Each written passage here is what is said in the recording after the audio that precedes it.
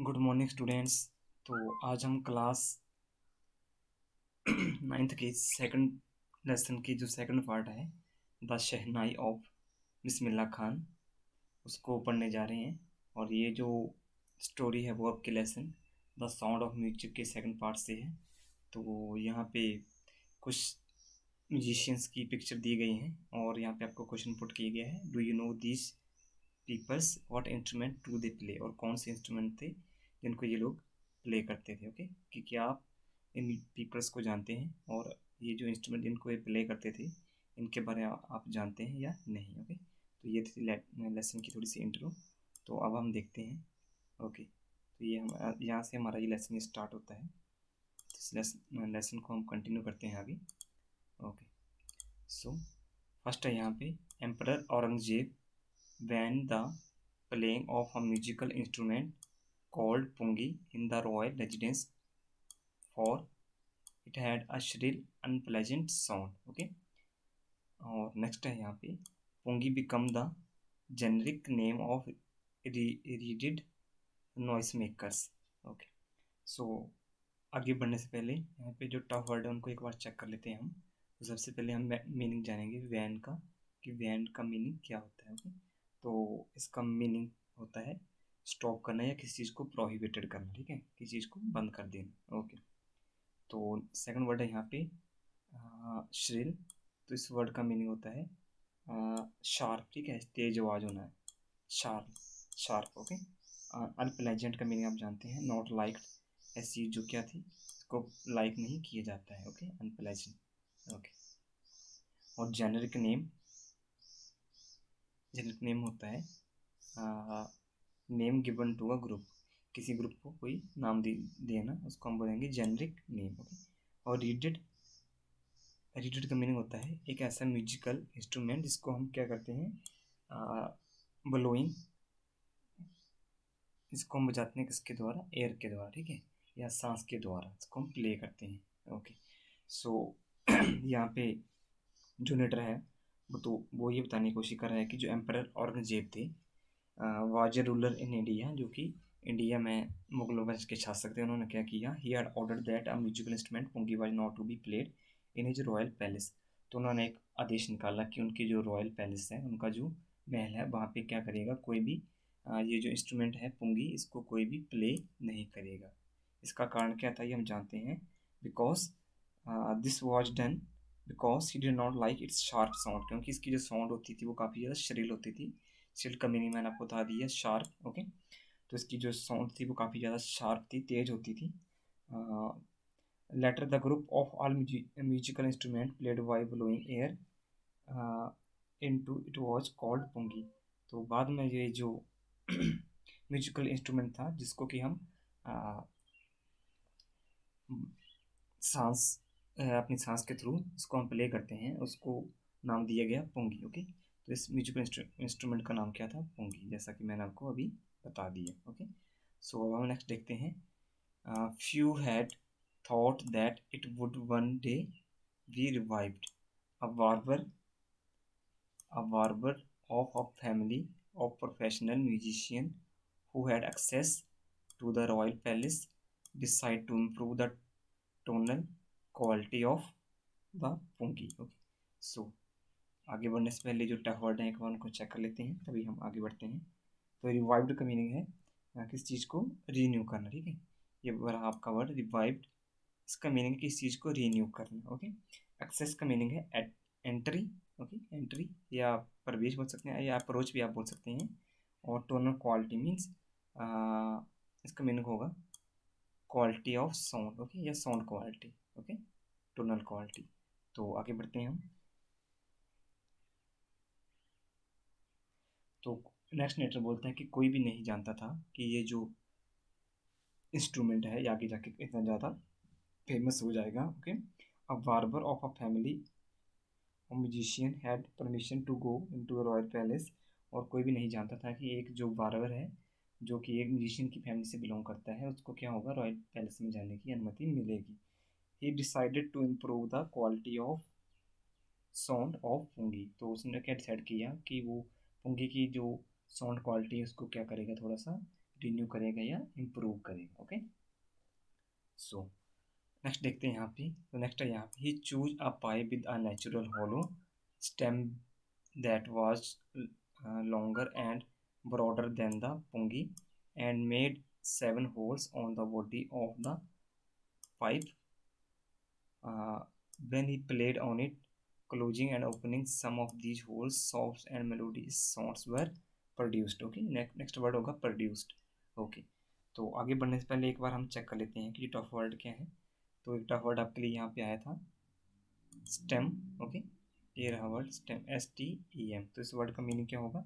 Thin branch of a tree, ठीक है, किसी पेड़ की एक पतली सी टहनी। ओके, और सॉफ्ट आप जानते हैं, और melodious means musical. Okay, so next native जाते हैं। He selected a long stem of a tree that was hollow. Hollow होता है खोखला या खोखली। ओके, तो जो वो व्यक्ति उसने क्या क्या करता है, वो पेड़ की एक लंबी सी टहनी लेता है जो कि क्या होती है, खोखली होती है। It was longer and broader than the pipe of pungi. और ये जो टहनी होती है, ये थोड़ी लंबी और थोड़ी सी चौड़ी होती है as compare to the pungi. Okay, he made 7 holes in the pipe.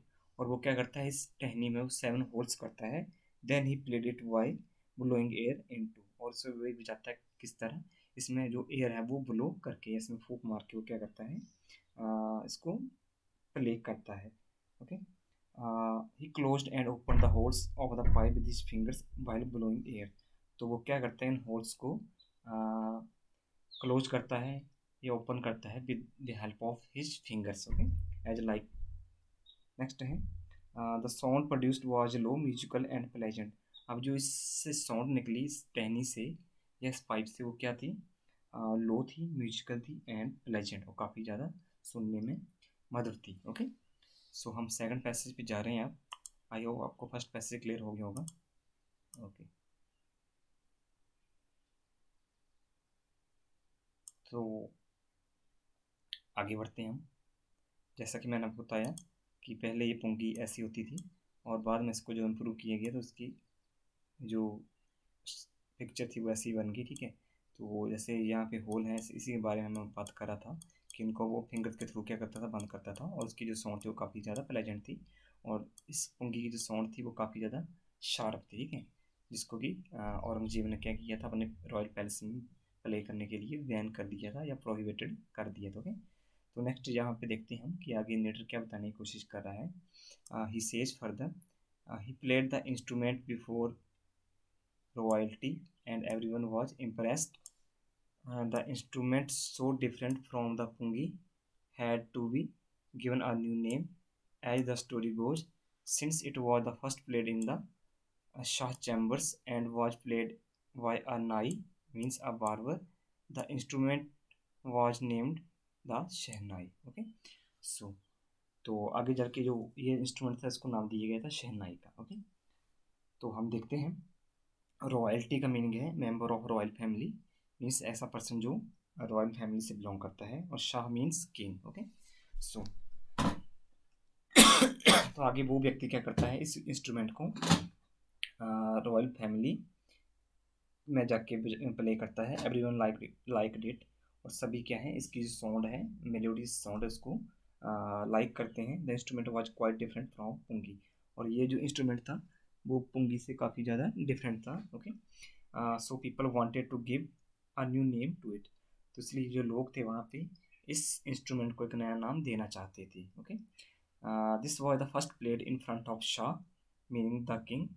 ठीक है, तो ये जो इंस्ट्रूमेंट था सबसे पहले शाह के सामने गाया गया था, और शाह का मीनिंग मैंने आपको बता दिया कि शाह का मीनिंग होता है किंग यानी राजा। ओके, तो and it was first played by a nai mean barber. और ये किसी बार्बर के द्वारा प्ले किया गया था, जिसको हम क्या बोलते हैं हिंदी भाषा में नाई। Okay, so it was named shehnai. तो इसी कारण क्या हुआ, इस इंस्ट्रूमेंट का जो नाम था वो क्या रखा गया, शहनाई। ओके, ओके, सो यहाँ पे फर्स्ट पैसेज हमारा एंड होता है। तो आई होप आपको ये फर्स्ट पैसेज कम्प्लीटली क्लियर हो गया होगा, और यहाँ से कोई भी वर्ड है वो आपको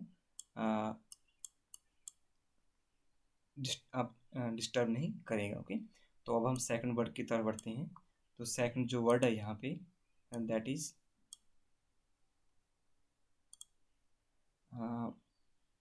इसको स्टार्ट करते हैं हम। The sound of shehnai,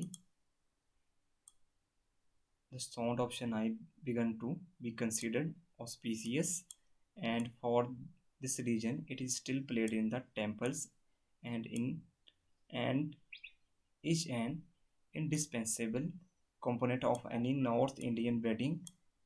Okay, north India wedding. Okay, तो ऑस्पिसिस में का मीनिंग होता है लकी, ठीक है, या बोल सकते हैं हाँ लकी बोल सकते हैं आप उसको, या शुभ, ठीक है, या इसको हम बोलते हैं शुभ, शुभ माना जाना। ओके, नेक्स्ट है यहाँ पे इनडिस्पेंसेबल का मीनिंग होता है एसेंशियल, ठीक है, ऐसी थिंग्स जो क्या हो एसेंशियल हो उनको हम क्या बोलेंगे इनडिस्पेंसेबल। और कंपोनेंट, कंपोनेंट क्या होता है पार्ट। ओके, कंपोनेंट का मीनिंग क्या होता है पार्ट। ओके, सो नेक्स्ट है यहाँ पे the sound of shehnai is regarded as the good omen. तो जो साउंड थी शहनाई की वो क्या थे शुभ का या अच्छे का प्रतीक मानी जाती थी। ओके, या लकी मानी जाती थी। Therefore it is played in temples. तो उसी कारण क्या था इसको अब कहाँ पे प्ले किए जाने लगा टेम्पल्स में। It is essentially played during wedding in north India. और जो नॉर्थ इंडिया में वेडिंग होती है वहाँ पे ये जो इंस्ट्रूमेंट है यानी शहनाई उसको बजाना क्या हो गया था एसेंशियली हो गया था। ओके, मीन्स इसके बिना कोई भी जो वेडिंग थी वो कंप्लीट नहीं होती थी कहाँ पे नॉर्थ इंडियन वेडिंग्स में। ओके, नॉर्थ इंडिया साइड में। नेक्स्ट है in the past the shehnai was part of naubat or traditional ensemble of 9 instruments found in the royal courts. Till recently, it was used only in temples and weddings. Next है